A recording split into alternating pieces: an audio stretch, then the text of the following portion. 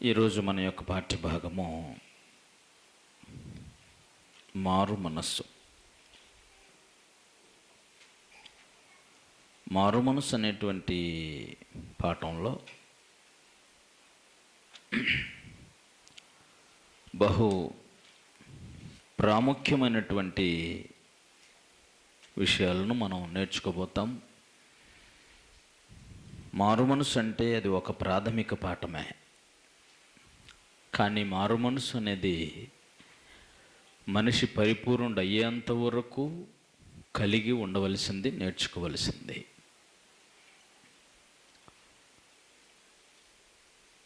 ఇంతకు మారు మనసు అంటే ఏంటి? మారు మనసు అనేది ఒక ప్రాథమిక పాఠం. దేనిని గురించి కూడా మనకు అర్థం తెలియకపోతే క్రైస్తవ జీవితాన్ని జీవించలేం. మారు మనసు అంటే అర్థమేమి?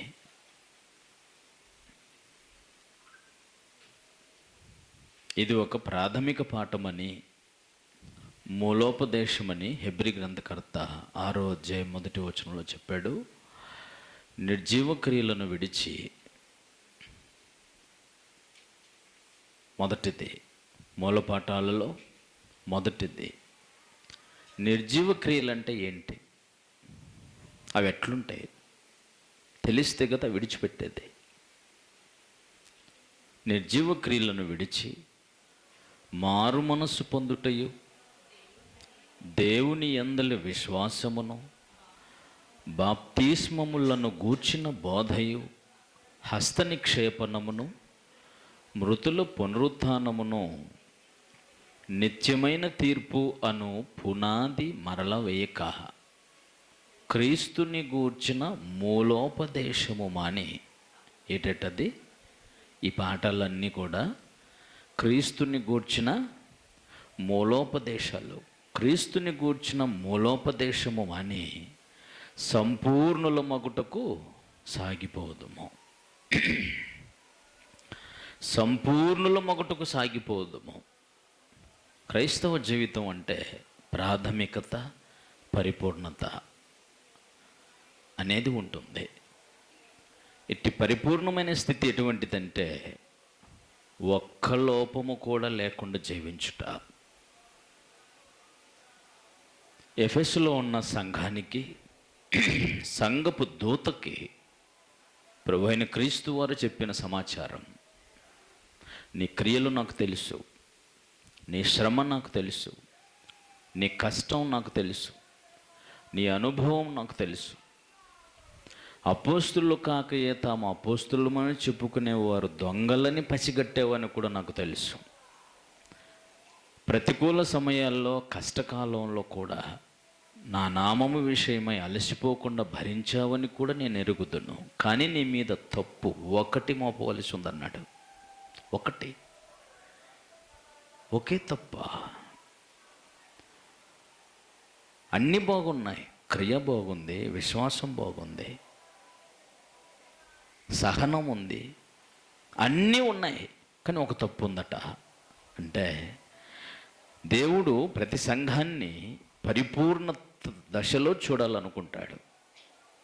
విచిత్రం ఏంటంటే ప్రాథమిక పాఠాలకు కూడా మనకు అర్థాలు తెలియవు. చెప్పండి, మారు మనసు అంటే అర్థం ఏంటి? మనసు మార్చుకోవడం అండి అని చెప్పుదురేమో. పోనీ మనసు మార్చుకోవటం అంటే మార్చుకుంటే మారిపోతుందా?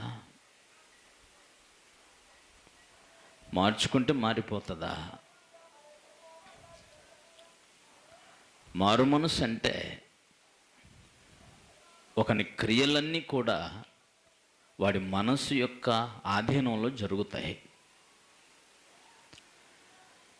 మానవుని గూర్చిన సత్యంలో ఆత్మ సంబంధమైన అవయవాలు, హృదయము, మనస్సు, మనస్సాక్షి, మనోనేత్రం, మంచి చెడ్డల తెలివి అనే 5 విషయాల గురించి మనం బాగా వింటూనే ఉన్నాం. అందులో మనస్సు శరీర అవయవాలన్నిటిని వాడుకొని పని చేయిస్తుంది. మన మనసులో ఏమైతే నింపుతామో దాని ప్రకారంగా అవయవాలన్నిటిని వాడుకొని పని చేయిస్తుంది అది. ఈ పనులన్నీ చేసిన తర్వాత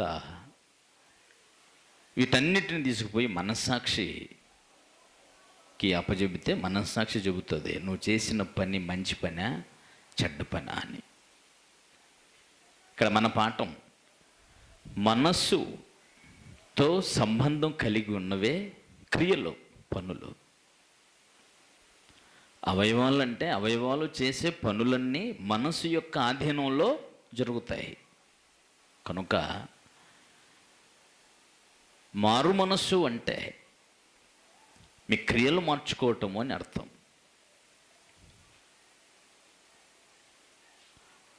నిద్రపోకమ్మా, బాగా విను, నిద్ర వస్తే వెళ్ళి మొహం కడుక్కొచ్చుకో.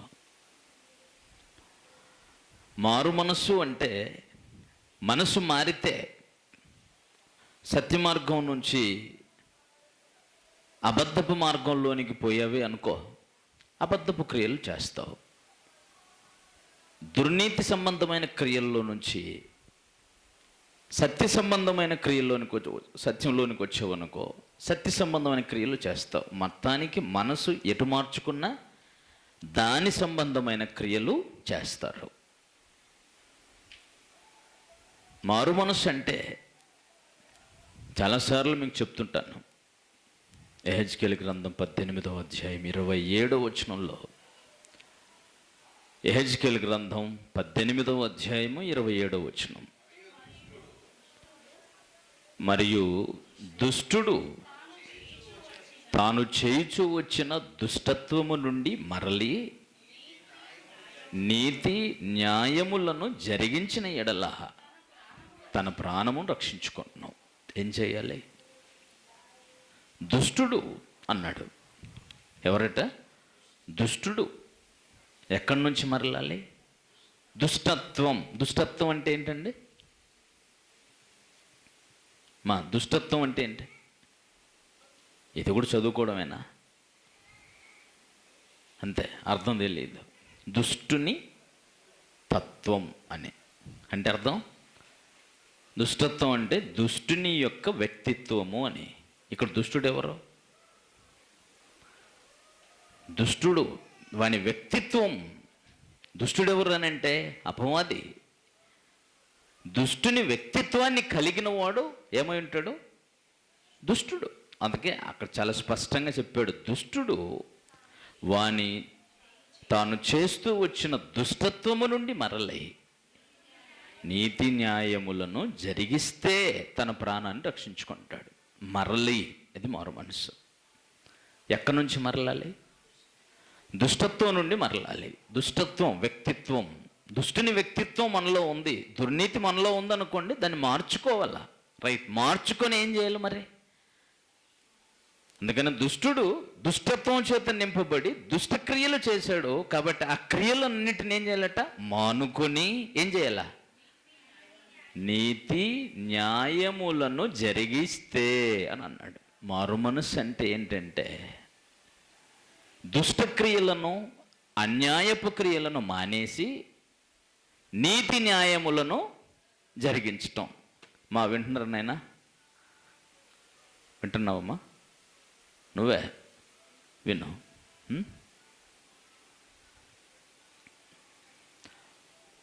దుష్టత్వము అనగా దుష్టుని వ్యక్తిత్వాన్ని బట్టి మనం కూడా దుష్టులం అయిపోయాం. అంచేత దుష్టత్వపు క్రియలను మానుకొని ఏం చేయాలా? నీతి న్యాయములను జరిగించాలా.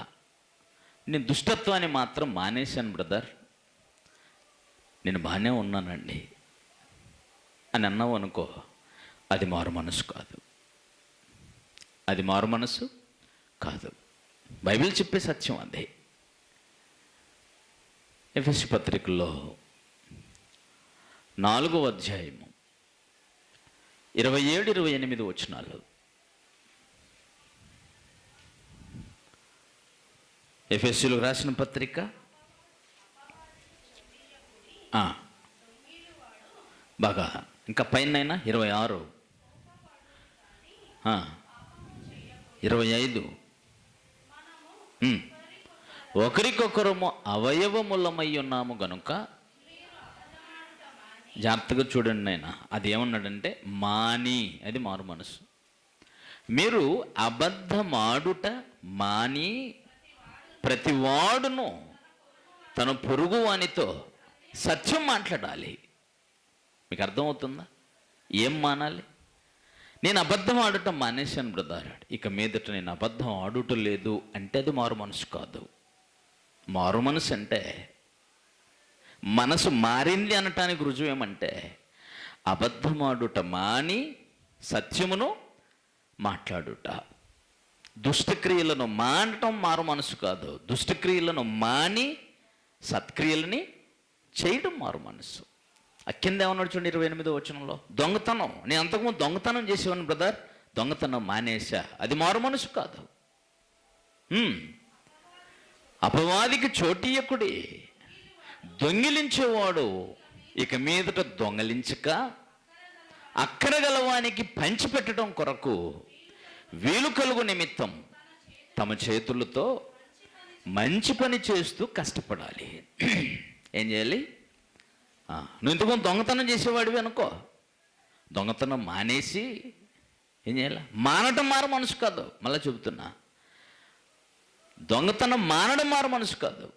దొంగతనము మానేసి అక్కరగలిగిన వానికి పంచిపెట్టడానికి నీ చేతులతో పని చేసి కష్టపడాలి. ఇది మారు మనసు. ఇందాక మీరు చదివినటువంటి మాట, బహుశా మీరు అది వాక్యపట్నం అది చదవలేదు. యెషయా గ్రంథంలో 1వ అధ్యాయము 17వ వచనంలో, యెషయా గ్రంథం 1వ అధ్యాయం 17వ వచనంలో అక్కడేం చెప్పాడంటే కీడు చేయుట మాని మేలు చేయడు, అది మారు మనసు. మాని, ఇది మాని అది చేయటం మారు మనసు. అంటే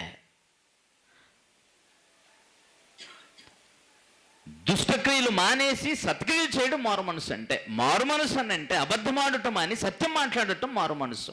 మారు మనసు అని అంటే దొంగలించడం మానేసి అక్కరగలిగేవానికి పంచిపెట్టడం మారు మనసు. మారు మనసు అంటే కీడు చేయడం మానేసి మేలు చేయడం మారు మనసు. అది మారు మనసు అంటే. అలాంటి మారు మనసుకు సంబంధించినటువంటి విషయం ఈరోజు మనం వినబోయేటువంటి పాఠం, దేవుని ఎరిగిన వారిలో దేవుడు కోరిన మారు మనస్సు. యెషయా గ్రంథం మీరు చదివినటువంటి విషయం ఏదైతే ఉందో, ఆ 2వ అధ్యాయానికి ముందుకు 1వ అధ్యాయంలో ఉన్నటువంటి సందర్భమంతా మనకు తెలియాలా. అది చదివితేనే, అది అర్థమైతేనే కానీ ఇది అర్థం కాదు. ఇశ్రాయేలీలు ప్రజలు, యూదా ప్రజలు, ప్రవక్త అయిన యెషయా ప్రవచించిన ఆ కాలం, ఉజ్జియా రాజు, యోతాము, ఆయన కుమారుడైన యోతాము, అతని కుమారుడైన ఆహాజు, ఆహాజు కుమారుడైన హిజ్కియా, ఈ 4 రాజులు యూదా దేశాన్ని పరిపాలన చేస్తున్న ఆ 4 రాజుల కాలములలో ప్రవక్త అయిన యెషయా మాట్లాడిన మాట. యెషయాకు దేవుడు ప్రత్యక్షమైన దేవోక్తి. అంటే ఈ 4 రాజుల కాలములలో ప్రజలు ఎలా ఉన్నారు అనే దాన్ని దృష్టిలో పెట్టుకొని, ఈ ప్రజలు ఇలాగ అవటానికి గల కారణం వారి రాజులే అనేటువంటి దానిని, వారి రాజులను చూపిస్తూ చాలా సూటిగా ఆ ప్రజలతో మాట్లాడిన విషయం ఇదే. బహుశా ఊరికే దాన్ని చదువుతుంటే మనకు అర్థమయ్యే విషయం కాదు అది. 2వ వచనంలో చెప్పాడు, మాట్లాడుతుంది ఎవరట? 1వ అధ్యాయం 2వ వచనంలో యెహోవా మాట్లాడుతున్నాడు. ఎవరు మాట్లాడుతుంది? ఏం ప్రాబ్లం వచ్చింది ఆయనకి? ఆయన బాధ్యత చెప్తున్నాడు. ఆకాశం ఆలకించము, భూమి చెవియొగ్గము, నేను పిల్లల్ని పెంచి గొప్పవారిని చేసి తిని వారు నా మీద తిరుగుబడి ఉన్నారు. ఎద్దు తన కామందు నెరుగును, గాడిద తన సొంతవాణి దొడ్డి తెలుసుకొనను. ఇశ్రాయేలీలకు తెలివి లేదు, నా జనులు యోచింపరు. పాపిష్టి జనమా, దోషభరితమైన ప్రజలారా, దుష్ట సంతానమా, చెరుపు చేయి పిల్లలారా, మీకు శ్రమ. వారు యెహోవాను విసర్జించి ఉన్నారు, ఇశ్రాయేలు యొక్క పరిశుద్ధ దేవుని దూషింతురు, ఆయనను విడిచి వాళ్ళు తొలగిపోయి ఉన్నారు. సమస్య అదే. ఎవరో? నా ప్రజలు అనుకున్న ఇశ్రాయేలీలు నన్ను విడిచి తొలగిపోయి ఉన్నారు అన్నాడు. చూడండి, నన్ను విడిచిపెట్టిపోయారు, నన్ను విసర్జించారు, కానీ వాళ్ళ కోసం నేను ఎంత చేశాను తెలుసా అంటున్నాడు. నేను ఆ పిల్లల్ని పెంచి గొప్పవారిని చేశా. ఎక్కడి నుంచి ఎక్కడ తీసుకొచ్చాడు? ఇశ్రాయేలు చరిత్ర వాళ్ళ సంగతి వాళ్ళకు చెబుతూనే అప్పటికి వారికి రాజుగా ఉన్నటువంటి ఉజ్జియాను గూర్చి కూడా జ్ఞాపకం చేస్తున్నాడు. ఉజ్జియా, అతనికి మరో పేరుంది, అజర్యా అని. రాజుల గ్రంథంలో అతన్ని అజర్యగా చూపిస్తాడు, దినవృత్తాంతముల గ్రంథంలో ఉజ్జియాగా చూపిస్తాడు. కొన్ని పేర్లు డబుల్ ఉంటాయి. రాజుల చరిత్ర గ్రంథాలు చదువుతున్నప్పుడు అవి తొందరగా మీకు అంతుపట్టవు, అర్థం కావు. దాని మీద బాగా చరిత్ర పుస్తకాలు బాగా చదివితే అర్థమవుతాయి. ఈ క్రమంలో ఉజ్జియా చేసినటువంటి కార్యక్రమాలను కూడా దృష్టిలో పెట్టుకొని మాట్లాడుతున్నాడు. ఉజ్జియా దగ్గర నుంచి హిజ్కియా వరకు. హిజ్కియా అయితే అద్భుతమైన సంస్కరణ చేశాడు. రాజైన హిజ్కియా అంతకుముందు వారి తండ్రులు చేసిన దుర్మార్గపు పనులన్నిటికీ పులి స్టాప్ పెట్టించాడు. కానీ ఉజ్జియా కొడుకు యోతాము కొడుకు ఆహాజు చేసినటువంటి కార్యక్రమాలు అన్నీ ఇన్ని కాదు. వాళ్ళు చేసినటువంటి అతిక్రమాలు, వాళ్ళు చేసినటువంటి పాపపు పనులు ఇశ్రాయేలు ప్రజలందరూ పాపం చేయటానికి కారణమయ్యాయి. అందుకని ఇప్పుడు అందరినీ కలిపి కొడుతున్నాడు. కానీ విశేషం ఏంటంటే వారి రాజుని ఒక విధానంలో చూపిస్తూ వారికి పాఠం చెప్తున్నాడు. ఆయన దేవుడి మాట, యెషయా మాట కాదు, అది దేవుని మాట. మంచి మాట. ఏం చెప్పాడు చూడండి. ఇంకా ఒకటి గుర్తుపెట్టుకోండి, ఇశ్రాయేలు యొక్క పరిశుద్ధ దేవుని దూషిస్తున్నారు, ఆయనను విడిచి తొలగిపోయి ఉన్నారు.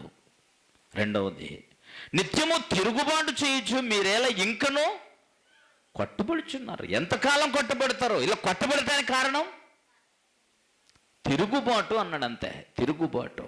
నెక్స్ట్ అది కూడా గుర్తుపెట్టుకోండి. 6వ వచనం, కింది మాట, ప్రతివాడు నడినెత్తిన వ్యాధి కలిగి ఉన్నాడు, ప్రతివాని గుండె బలహీనమైనను, అరికాల మొదలుకొని తల వరకు స్వస్థత కొంచెమైన లేదు, ఎక్కడ చూసిన గాయములు, దెబ్బలు, పచ్చి పండ్లు అవి పిండబడలేదు, కట్టబడలేదు, తైలముతో మెత్తన చేయబడలేదట. ఏది ఎవరి గురించి మాట్లాడుతున్నాడు ఈయన? గుండె బలహీనమైంది. ప్రతివాడు తన నడినెత్తిన వ్యాధి కలిగి ఉన్నాడు అంటే అర్థం ఏంటి తెలుసా? ఇటు తిరుగుబాటు కార్యక్రమాలు చేయటానికి అన్నిటికీ గల కారణం, మూలం ఏంటిదే? ఆలోచన, మనస్సు. ప్రతివాని నడునెత్తిన వ్యాధి కలిగి ఉన్నాడు. వాస్తవానికి ఇక్కడ మాట్లాడుతున్నటువంటి విషయము హృదయమును గూర్చి, మనసును గూర్చే, కానీ శారీరకంగా కూడా ఇదే వ్యాధిని కలిగినటువంటి మనిషి ఉన్నాడు వారి మధ్య. ఎవరో? రాజైన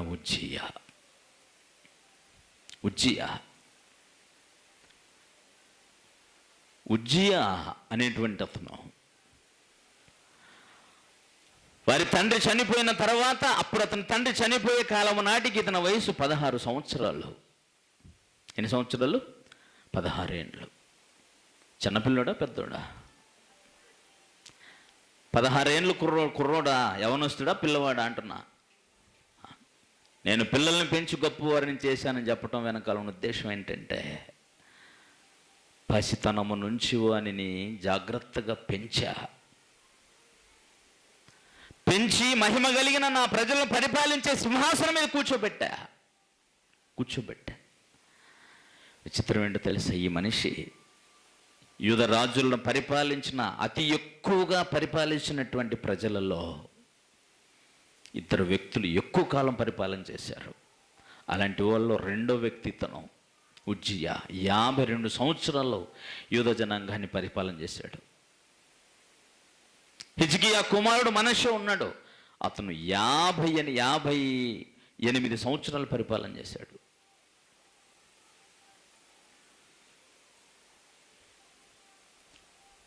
55 సంవత్సరాలు ఏలుబడి చేశాడు ప్రజల్ని. ఇంక అందరూ కూడా తక్కువే. అంటే ఇతనికి బాల్య దశ నుంచి పెంచి పెద్దవాడిని చేసి రాజును చేసి సింహాసనం మీద కూర్చోబెట్టిన తర్వాత ఒక 38 సంవత్సరాల వరకు అద్భుతమైన ఏలుబడి చేశాడు. దేవుని చిత్తాన్ని బాగా జరిగించాడు. కాలక్రమంలో ఇతనికి గర్వం వచ్చిందట. ఏమొచ్చింది? గర్వం వస్తే దేవుడు నియమించిన హద్దులను దాటిపోయాడు. అది అతని జీవితంలో చేసిన 2 తప్పులు ప్రధానమైనవి. ఒకటి, తమ పితరుల కాలము నుంచి ఉన్నటువంటి విగ్రహాలను తమ దేశంలో ఉండకుండా తుడిపి పెట్టలా, అది అట్లాగే ఉంచేశాడు. మొదటి తప్పు. రెండవది, హృదయాన్ని గర్వించి దేవుడు చెప్పిన హద్దులను దాటి వెళ్ళిపోయాడు. దినవృత్తాంతముల 2వ గ్రంథం 26వ అధ్యాయం. దినవృత్తాంతముల 2వ గ్రంథము 26వ అధ్యాయము 16వ వచనం నుంచి మనం చదివితే ఇతన్ని గురించినటువంటి సందేశం అంతా, ఇతని గురించి ఇన్ఫర్మేషన్ అంతా మనకు అక్కడ దొరుకుతుంటుంది. చదువుతాం. అతడంటే ఉజ్జియా స్థిరపడిన తరువాత అతడు మనసును గర్వించి చెడిపోయాను. ఏమైంది? మనసును గర్వించి చెడిపోయాను. దేంట్లో చెడిపోయాడు చూద్దాం. అతడు ధూపపీఠం మీద ధూపం వేయుటగా యెహోవా మందిరములో ప్రవేశించి తన దేవుడైన యెహోవా మీద తిరుగుబాటు చేయగా. ఏంటమ్మా ఆయన తిరుగుబాటు చేసిందే? చదివారు యెషయా గ్రంథం 1వ అధ్యాయంలో, నేను పిల్లల్ని పెంచి గొప్పవారిని చేసి తిని వారు నా మీద తిరగబడ్డారు. 1వ వచనం చూసారా? రాజు ఉజ్జియా, యోతాము, ఆహాజు, హిజ్కియాను రాజుల దినములలో ఏమీ తెలియని దశలో సింహాసనం మీద కూర్చోబెట్టి పెద్దవాడిని చేస్తే కాలక్రమంలో ఇతడు ఏం చేశాడంటే దేవుని మీద ఏం చేశాడమ్మా? తిరుగుబాటు చేశాడు. తిరుగుబాటు చేసింది ఏంటి అనుకుంటున్నారు ఈయన? అది తిరుగుబాటు చేశాడు. ఏం తిరుగుబాటు చేశాడా అని? ఏం చేశాడు తిరుగుబాటు? చూడండి. తిరుగుబాటు చేసింది ఏమిటంటే, ధూపము పీఠము మీద ధూపం వేయుటకై యెహోవా మందిరములో ప్రవేశించి తన దేవుడైన యెహోవా మీద ద్రోహం చేయగా. 2 పదాలను వాడాడండి. యెహోవా మీద తిరుగుబాటు చేశాడంట, యెహోవా దేవునికి ఏం చేశాడట? ద్రోహం చేశాడంట. ఏంటి ఇతడు చేసిన తప్పు? ద్రోహం, తిరుగుబాటు అని అంటే ఏంటిట? ధూపపీఠం మీదకి వెళ్ళి ధూపం వేయటానికి వెళ్ళడం. ఎక్కడ? దేవుని మందిరంలో. ఇది పెద్ద తప్పు అండి. దేవుని మందిరంలోనికి వెళ్ళి ధూపం వేయటం, దేవుని మందిరానికి వెళ్ళి దేవాలయంలో ధూపం వేయటం తప్ప? వాస్తవానికి అది చరిత్ర తెలియకపోతే అదేంటో తప్పైద్ది అని అనుకోవచ్చు మనం. విషయం ఏంటో తెలుసండి, రాజులు అంటే ఇశ్రాయేలు ప్రజల్ని పరిపాలన చేసే రాజరికపు వ్యవస్థకి, రాజవంశానికి చెందినవాడు. అనేకసార్లు చెప్పాను మీకు ఈ పాఠం కూడా. ఆ చరిత్ర, సింహాసనం మీద కూర్చొని ఇశ్రాయేలు ప్రజలను పరిపాలన చేసేవాడు ఎవరూ కూడా దేవాలయంలోనికి వచ్చి యాజకులు చేసే పనిని వాళ్ళు చేయకూడదు. మొదటిది. రెండవది, దేవుని మందిరంలో యాజకత్వం చేసేటువంటి యాజకులను చూసారా? దేవుని మందిరంలో సేవ చేసేవాళ్ళు వీళ్ళు ఎప్పుడూ కూడా ఎక్కడికి వెళ్ళకూడదు? సింహాసనం మీదకి వెళ్ళి మేము కూడా ప్రజలను పరిపాలన చేస్తామని వెళ్ళకూడదు. ఇది వాళ్ళకున్న హద్దులు. అందుకనే ఎద్దు తన కామాందు నెరుగును, గాడి తన సొంతవాణి దొడ్డి ఏ దొడ్లో ఉంచినాడు ఆ దొడ్లో ఉండి పనిచేసి ఉంటే బాగుండే. సమస్య లేదు ఇక్కడ. వీళ్ళు రాజరిక వ్యవస్థ, రాజకీయం, పరిపాలన, ఏలుబడి ఇది వారికి సంబంధించింది. అతడు చేస్తున్న ఏలుబడిని చూసి పొంగిపోయిన దేవుడు అతడు చేసిన ప్రతి పనిని దేవుడు స్థిరపరుస్తూ ఉంటే ఇతడు నేనేం చేసినా నడుస్తుంది అని అనుకున్నాడండి. ఇతన్ని అనుకొని నేరుగా దేవాలయంలోకి వెళ్ళిపోయాడట. నేరుగా వెళ్ళిపోతున్నాడు. వాస్తవానికి ఇశ్రాయేలుడు దేవుని మందిరంలో దేవుని ఆరాధించడానికి వచ్చిన వాళ్ళు రాజుల కోసం ఒక గది ఉంటుంది. ఎవరు రాజులైనా సరే దేవుని ఆరాధించడానికి వచ్చిన వాళ్ళు ఆ గదిలో ఉండాలా, అక్కడికి వెళ్ళి దేవుని ఆరాధించాలి. వారి కోసం ఒక ప్రత్యేకమైన గది అంటే తలుపులు గిలుపులు వేసి పెట్టేటారు కదా, వాళ్ళ ప్రత్యేకమైన ప్లేస్ అది. అక్కడికి వెళ్ళాల్సింది పోయి నేరుగా దేవాలయంలోకి వెళ్ళిపోతున్నాడు ఆయన, పరిశుద్ధ స్థలంలోకి. దేనికి? దేవునికి ధూపం వేయటానికి. ఎవరు నిర్ణయం చేసుకున్నాడు ఇప్పుడు దీన్ని? దేవాలయానికి వచ్చేటప్పుడే ఇంట్లోనే ఏం నిర్ణయం చేసుకున్నాడు? నేను ఈరోజు ఏది ఏమన్నా కానీ నేరుగా పోయి ఏం చేయాల? దేవాలయంలోకి వెళ్ళి ధూపం వేసే పని ఎవరిది? యాజకులది. ఎవరు పడతారు వెళ్ళకూడదు పరిశుద్ధ స్థలంలోకి. చదువుతాం చూడండి ఏమంటున్నాడు. అక్కడ 80 మంది యాజకులు ఉన్నారు. వీళ్ళందరూ కాదనుకొని వెళ్ళిపోయాడండి.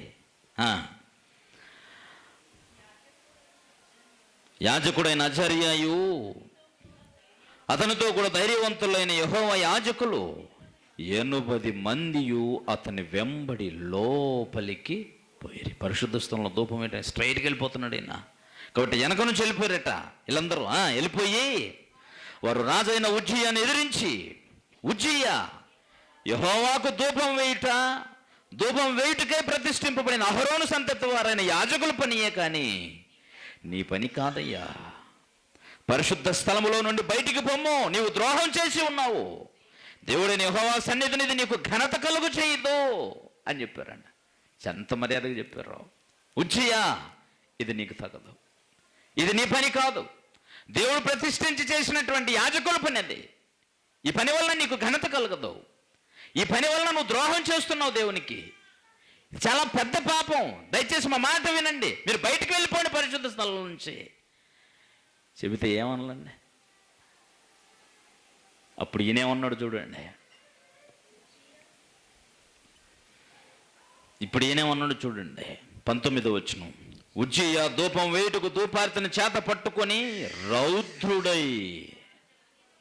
వినాలమ్మా, బిడ్డను తెచ్చుకోవాలా, నువ్వు వాక్యాన్ని వినాలా, అంతే.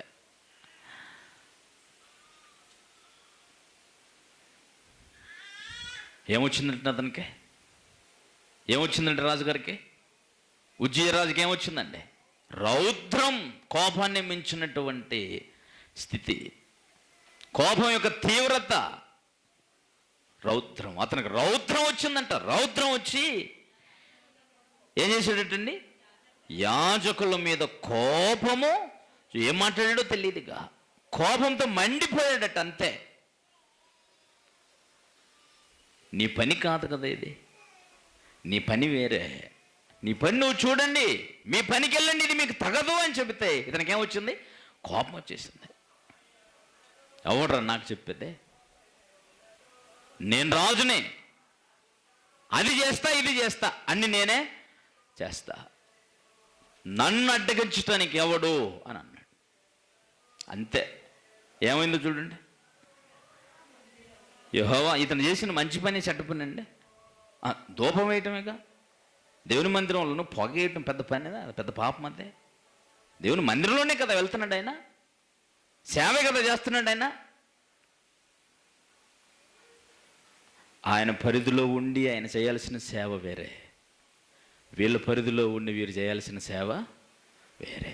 అందుకనే ఎద్దు తన కామాందు ఎరుగున తన యజమాని తెలుసు, దానికి గాడిదకి దొడ్డి తెలుసు. ఈ ప్రజలకి వాళ్ళు నియమించిన దొడ్డిలో ఉండటం వీళ్ళకి కుదరటం లేదు. కాబట్టి ఏం జరిగిందట? యెహోవా మందిరంలో ధూపపీఠం పక్కన అతడు ఉండగా యాజకులు చూచుచూనే ఉన్నప్పుడు అతని నొసట కుష్ఠరోగము పుట్టెను. ప్రధాన యాజకుడైన అజర్యాయు యాజకులందరూ అతని వైపు చూడగా అతడు నొసట కుష్ఠము గలవాడై ఉండెను కనుక తడువు చేయక అక్కడ నుండి అతన్ని బయటకు వెళ్ళగొట్టిరి. యెహోవా తన్ను మొత్తెనని ఎరిగి బయటికి వెళ్ళుటకు తానును త్వరపడెను. రాజైన ఉజ్జియా తన మరణ దినము వరకు కుష్ఠరోగి అయి ఉండెను. కుష్టి రోగి అయి యెహోవా మందిరములోనికి పోకుండా ఇంకెప్పటికీ పోయే అవకాశం లేదు అతనికి, దేవుని మందిరానికి. ఉజ్జియాకి ఇప్పుడు ఏమి తన దొడ్లు తనుండి పనిచేసింటే ఎంత బాగుండేది. తన నొదుటిలోనే కుష్టి పుట్టిందని అంటే ఇక్కడ నుంచి మెల్లమెల్లగా దేహమంతా పాకిపోయింది. ఇమీడియట్గా ఇక్కడ పుట్టగానే బయటికి పంపించేసి దేవుడు తన ముత్యాల సంగతి అర్థమైపోయిందట అతనికి. తాను బయటికి వెళ్ళాలనుకుని వీళ్ళు బయటికి పంపించేశారు. కానీ అతని గురించి ఆయన చెప్పింది ఏంటంటే, ఇంకెప్పటికీ కూడా అతడు దేవుని ఆలయంలోనికి రాలేని పరిస్థితిని కల్పించింది అతని గర్వం. ఇంకేమో జరిగింది చూడండి. తన ఉజ్జయ తన మరణ దినము వరకు కుష్ఠరోగి అయి ఉండెను. కుష్ఠరోగి అయి యెహోవా మందిరములోనికి పోకుండా ప్రత్యేకించబడెను గనుక అతడు ప్రత్యేకముగా ఒక ఇంటిలో నివసించుచుండెను. కాబట్టి ఇప్పుడు ఏలుబడి ఎట్లా? తన కుమారుడైనటువంటి యోతాము ప్రజలకి న్యాయం తెచ్చే పని చేపట్టాడు. తాను మాత్రం ఇంట్లోంచి బయటికి వెళ్ళలేదు. బయటికి వెళ్ళకపోవడమే కాదు, ఇశ్రాయేలీలకు రూల్ ఏంటంటే అసలు కుష్ఠరోగం వచ్చిన నేడబెట్టాలి తెలుసా? ఊరి బయట ఒక టెంట్ వేసి అక్కడ ఉంచాలి, ఇల్లు కట్టేసి అని ఉంచేసేయాలి అక్కడ. ఈయన రాజుగారు కదా మరి, కాబట్టి ఇతని కోసం ఒక నివాసం కట్టేసి అక్కడ ఉంచేశారు. చచ్చిపోయేంతవరకు కుష్ఠరోగంతో బతికి చచ్చిపోయాడు. అలాంటి వాడు పాలెంలోకి రాకూడదు, అంటే ప్రజలున్న పట్టణంలోనికి రాకూడదు, తర్వాత దేవాలయంలోనికి అసలే రాకూడదు. ఒక్క చిన్న పొరపాటు తన హద్దులో తనే ఉండి ఎన్నిసార్లు వచ్చి వెళ్ళొచ్చు అతడు దేవుని మందిరానికి, ఎన్నిసార్లు వచ్చింది, ఎన్నిసార్లు దేవుని స్తుతిస్తూ ఆరాధిస్తుండొచ్చు. దేవుడు నియమించిన హద్దును దాటిన కారణంగా అరికాల మొదలుకొని నడినెత్తి వరకు ఏం కలిగింది? ఇశ్రాయేలు ప్రజలందరినీ ఈ పరిస్థితినే ఈ ఉజ్జియాను వాళ్ళ కళ్ళ ముందుంచి మీ స్థితి కూడా ఇదేరా నాయనా అని వాళ్ళకు పాఠం చెప్పేదే మొదటి అధ్యాయం అంతా కూడా. మళ్ళీ చదువుతాం యెషయా గ్రంథం 1వ అధ్యాయం. విషయం అర్థమైంది కదా, ఉజ్జియా అదే సంగతి ఇదే. కాబట్టి ఇప్పుడు చూడండి, నిత్యము తిరుగుబాటు చేయొచ్చు. 4వ వచనంలో ఇశ్రాయేలు యొక్క పరిశుద్ధ దేవుణ్ణి దూషింతురు, ఆయన విడిచి తొలగిపోయినారు. పై మాట, వారు యెహోవాను విసర్జించి ఉన్నారు. దేవుని మాట ఉంటే ఉండనే, నేను మాత్రం పోయి ధూపమే వేస్తా, ఉంటే ఉండని, అది మాత్రం నేను చేసేదే. అట్ట కాదు, నేనే వెళ్ళాలనుకున్నా అంతే. ఇదంతా ఎక్కడమ్మా? కిందికి వెళ్ళిన తర్వాత చూడండి, మీరేలా తిరుగుబాటు, నిత్యము తిరుగుబాటు చేయొచ్చు, మీరేలా ఇంకా కొట్టబడుతున్నారు. ప్రతి వాడు నడినెత్తిని, ప్రతి వాడు ఆల్రెడీ వ్యాధి కలిగినోడు ఉన్నాడు అక్కడ. వాళ్ళకి చూపిస్తున్నది ఎవరైనా? రాజైనా ఆ మనిషిని చూపిస్తూనే ఉన్నారు. చూపిస్తున్నాడు. ఇక్కడ చెప్తున్నాడు, ప్రతి వాడు నడినెత్తిన వ్యాధి కలిగి ఉన్నాడంటే అతడు ఇంట్లో కూర్చున్నప్పుడే తన తలంపుల్లో పుట్టిన ఒక తప్పుడు ప్రేరణ అనుసరించి దేవాలయానికి వెళ్ళిపోయి చేయకూడదని చేసి రోగగ్రస్తుడైపోయాడు, ఇంట్లో కూర్చున్నాడు. కానీ మీరందరూ కూడా మీ హృదయాలోచనల్లో అందరూ ఏమైపోయారు? చెడిపోయారు, తొలగిపోయి ఉన్నారు. మీరందరూ కూడా వ్యాధి కలిగి ఉన్నారు. ప్రతి వాడికి ఉంది రోగం. అది ప్రతి వాడికి ఉందా కుష్ఠ వ్యాధి? నన్నెత్తిన పుడితే, నుదుటిన పుడితే ఒళ్ళంతా పాకిపోయే రోగం కుష్ఠరోగం. ఈ రోగం అందరికీ లేదే. ఆయన చెబుతున్న ఆయన భాషలో ఉన్నటువంటి భావం, మీ హృదయాలోచనలన్నీ ఏమైపోయాయి? చెడిపోయాయి. మీరు దేవుని దూషించేశారు, దేవుని విడిచిపెట్టి వెళ్ళిపోయారు. మీ పరిస్థితులు అసలు బాగోలేవు. ఇంకేం చెబుతున్నాడు చూడండి, ప్రతివాని గుండె బలహీనమయ్యను. గుండె బలహీనం అవడం ఏంటి? గుండె బలహీనం అవడం ఏంటి అంటే హృదయంలో ఇక మంచి స్థితి లేదు అని, హృదయంలో ఒక ఆరోగ్యకరమైన ఆలోచన లేదని.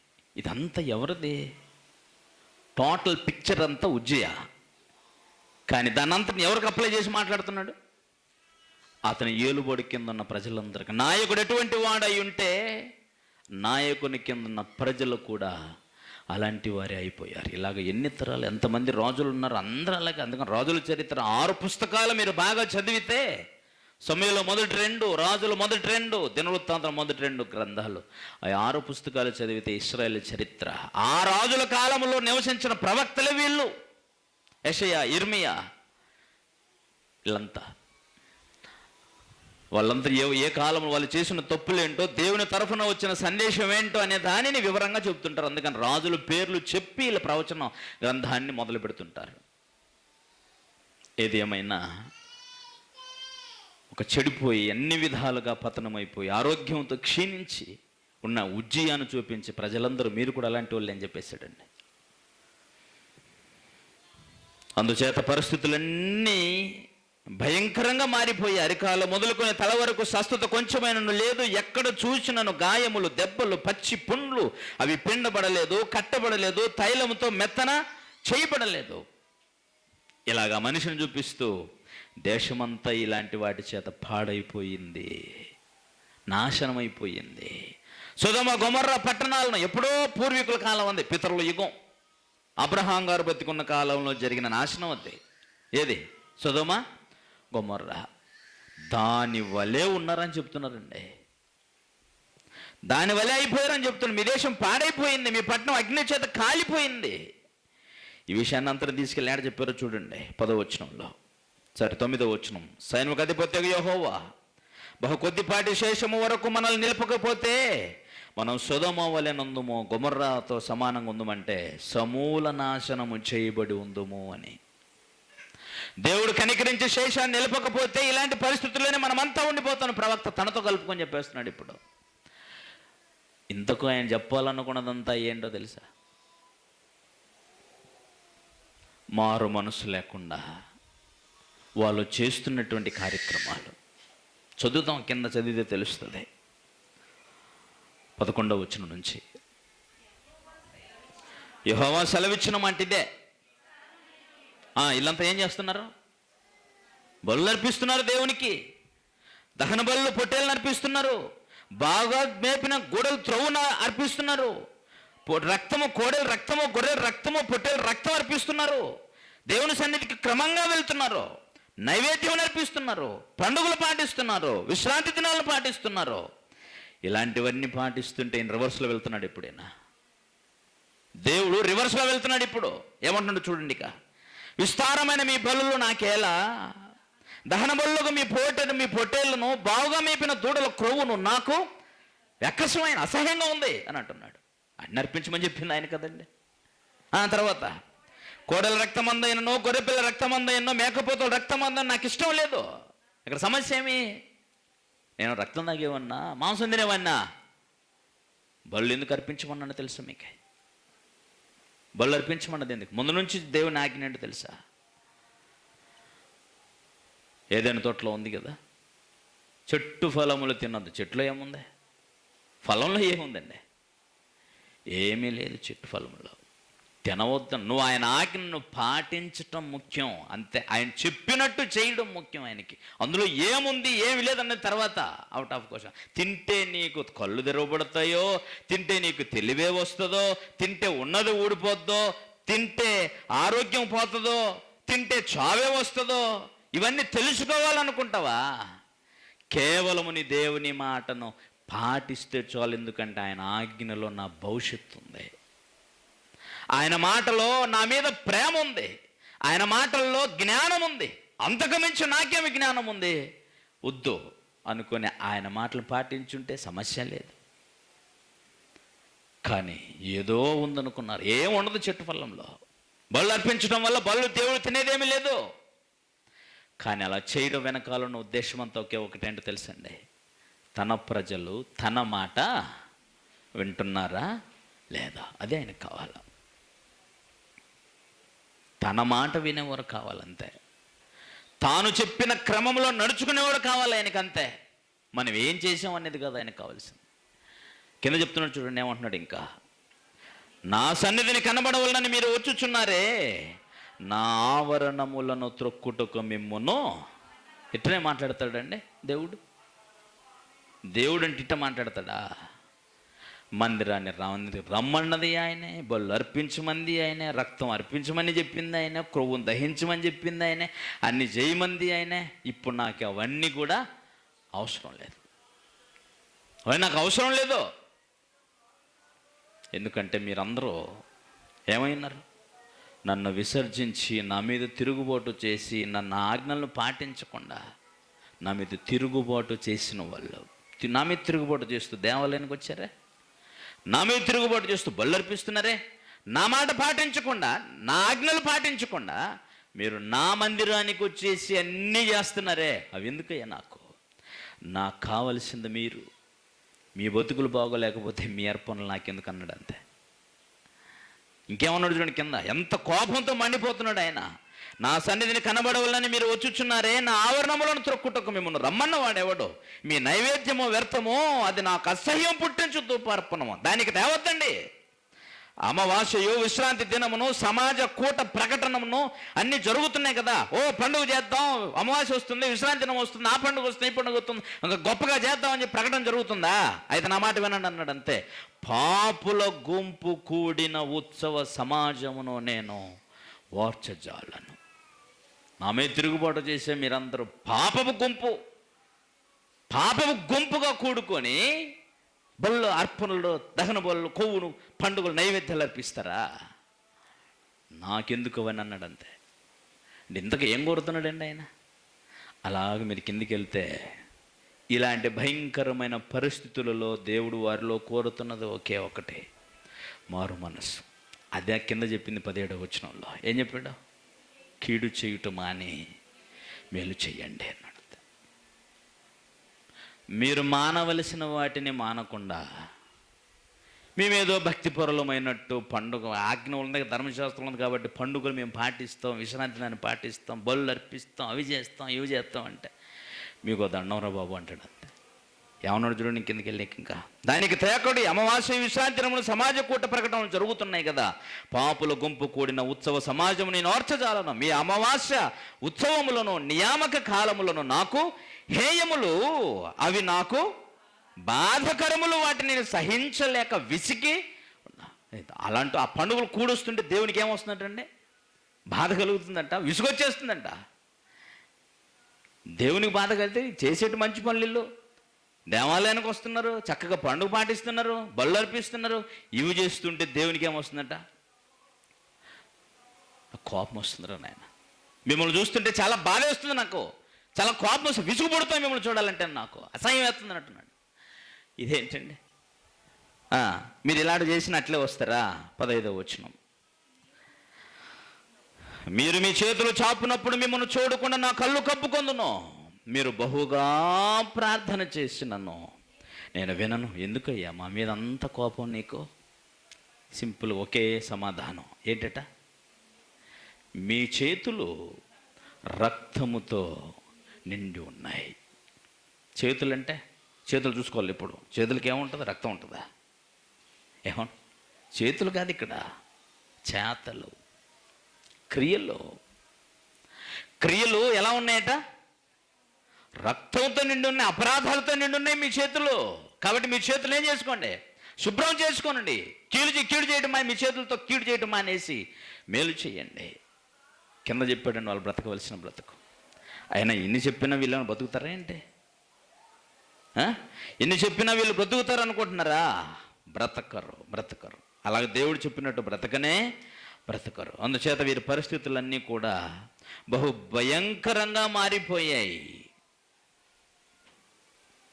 అలాగ మాట్లాడుతూ వచ్చి ఈ ప్రజలు, ఈ రాజులు, ఈ నాయకులు, ఈ ప్రజలు, రాజుల చరిత్ర చదివిన ప్రతి చోట మనకు కనబడేది ఏంటంటే,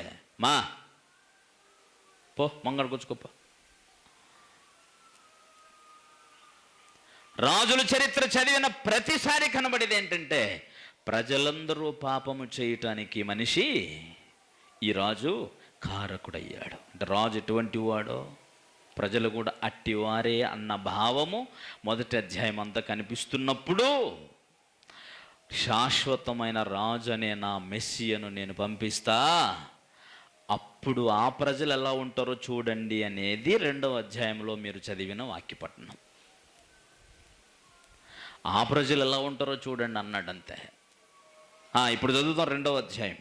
అదంతా వివరిస్తే సమయం ఎక్కువైపోద్ది కనుక, అంత్య దినములలో పర్వతముల పైన యెహోవా మందిర పర్వత శిఖరమును స్థిరపరచబడి కొండల కంటే ఎత్తుగా ఎత్తబడును. తెలుసా? పర్వతం అంటే ఏంటిది? పర్వతం అంటే సింహాసనము అని, మందిరం అని అంటే దేవాలయము అని. కానీ ఇక్కడ అంత్యదినముల్లో పర్వతముల పైన అంటే సింహాసనముల పైన యెహోవా మందిర పర్వతం, దాని పేరే సంఘం. మీకు చెప్పాను మీకు సంఘం యొక్క రూపచిత్రాలు.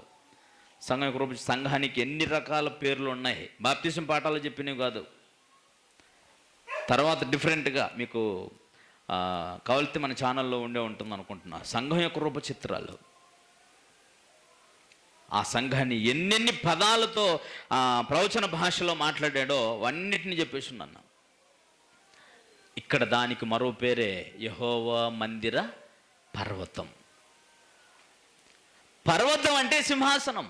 వివిధమైన రాజ్యాలు ఉన్న కాలములలో పరలోకమందున్న దేవుడు రాజ్యము దేవాలయము కలిపి ఉన్న ఒకదాన్ని గురించి మాట్లాడుతున్నాడు.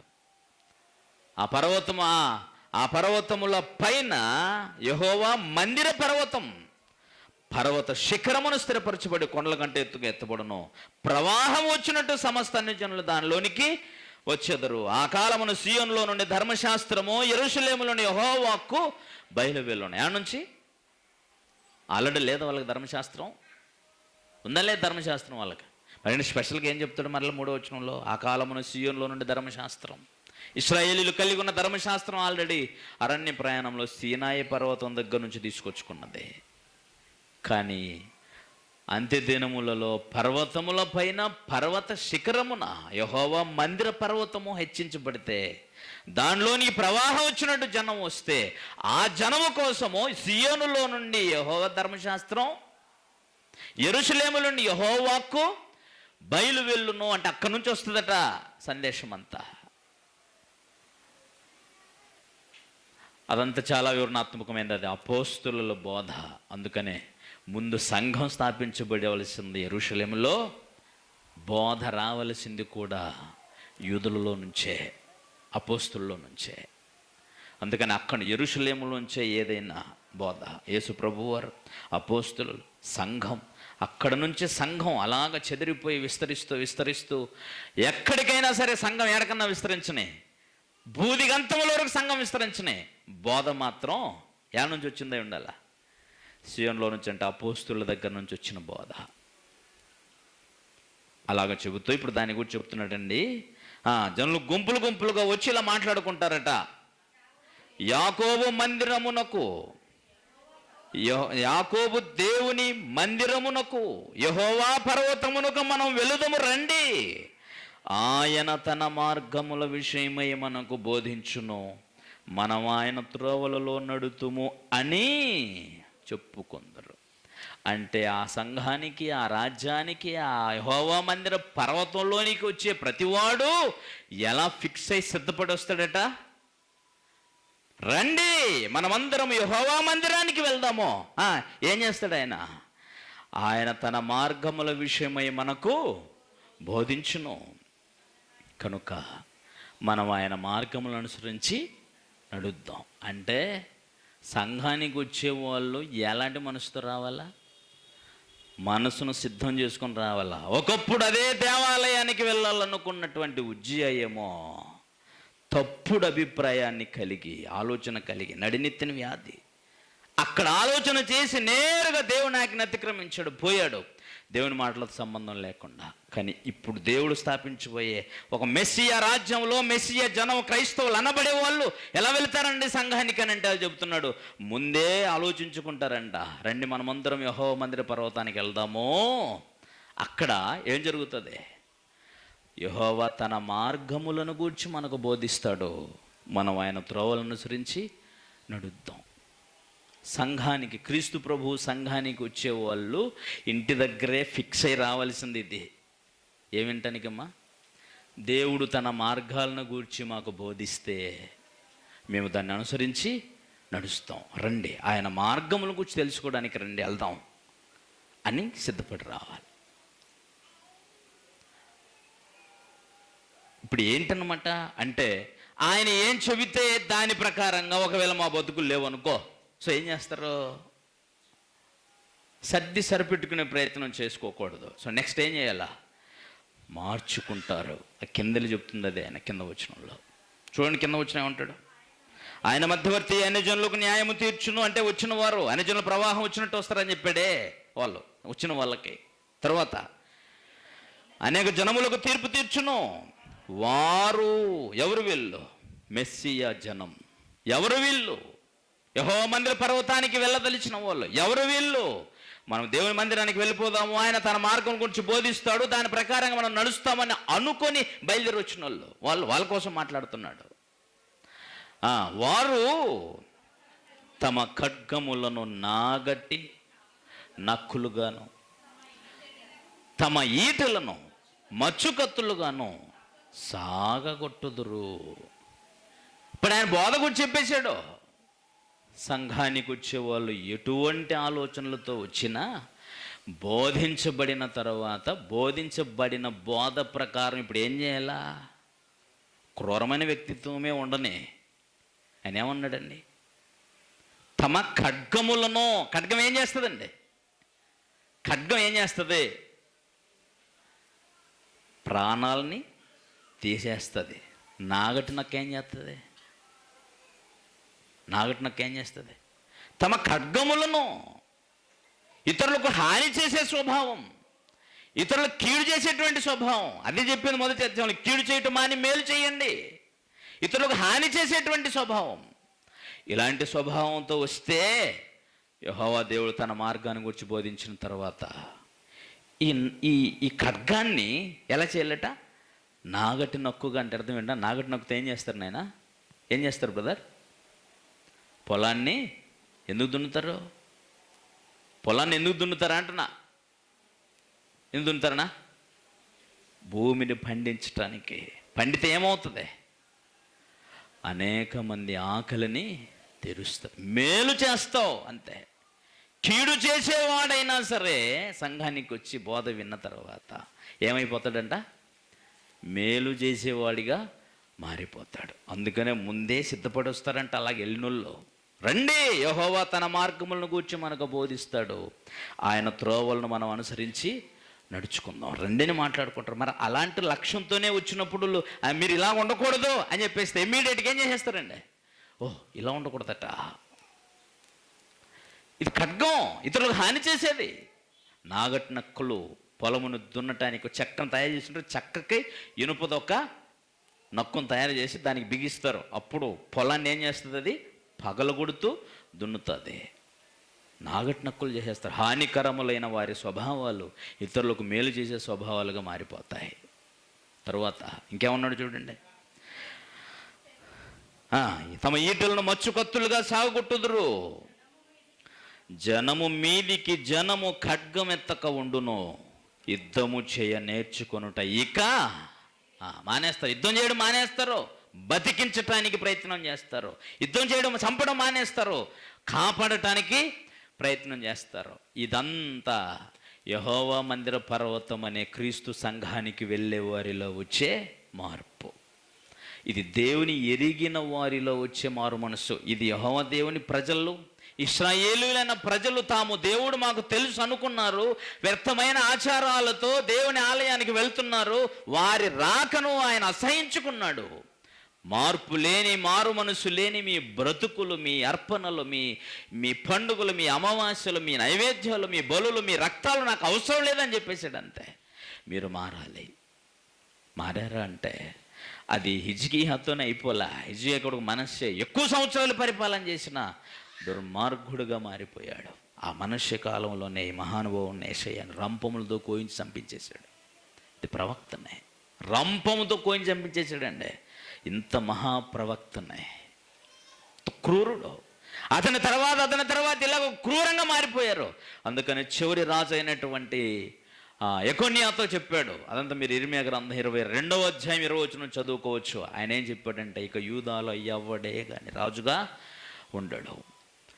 యూదాలో శాశ్వతమైన రాజును నియమించిపోతా ఆయన ప్రభు అయిన క్రీస్తు. దాన్ని గురించి మాట్లాడుతున్నాడు ఆయన.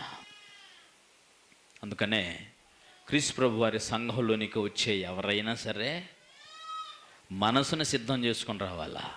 దేనికోసం సిద్ధపడి రావాలా? దేవుడు తన మార్గములను గూర్చి మనకు బోధించును, వాటిని అనుసరించి మేము నడుచుకుందాం. తప్పులు ఉన్నాయనుకో దిద్దుకోవాలా, సనుక్కుంటూ పోకూడదు.